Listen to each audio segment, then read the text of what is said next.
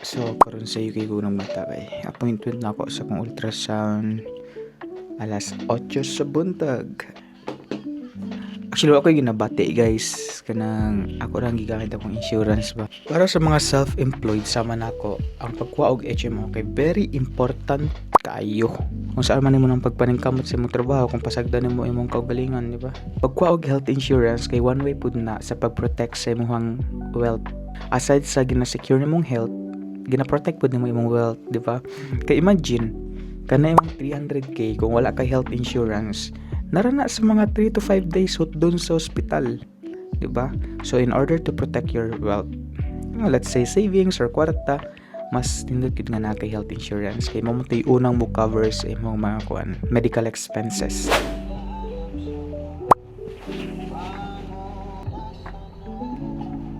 Mao gining makalagot kayo basta magpa-ultrasound gano kay magpasting ka ba.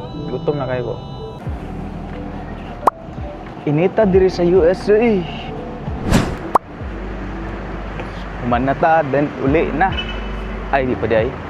Magpa-washing pa di ko. Pasa tas juice. Water sa ta.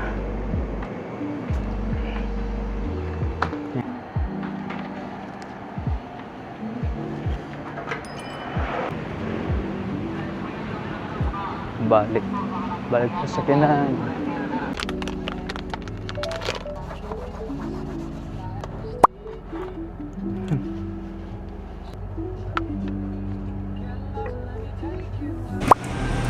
Washing. Kapte na lang sa ako. Kay dugay-dugay pa mo ng sakit na.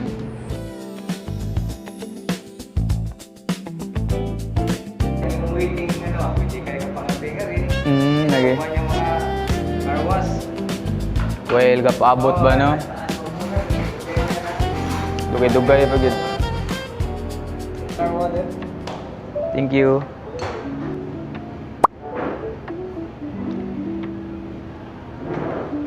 So nadawotan ako ang resulta sa ultrasound via email.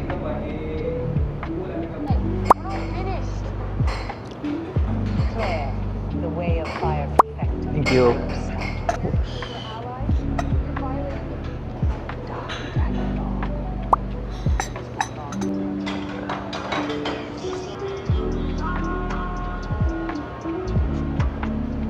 Sir, pang snack sir. Thank you ha. So, exterior 10 out of 10 kay limpyo kay siya sa gawas. Sinaw kayo sa tanan. Pero ang interior siguro mga 8 out of 10. Usually manggod every time nga magpa-washing ko. Pag-abot ana sa balay kay ako po nang limpyuhan sa sulod. Sexy cat. Just pardon my manners. Girl, how you shake it, got a nigga like. It's a cold act moment. Let me go and get my camera. All I wanna know is. So, maora to. Paulin ako, buyers.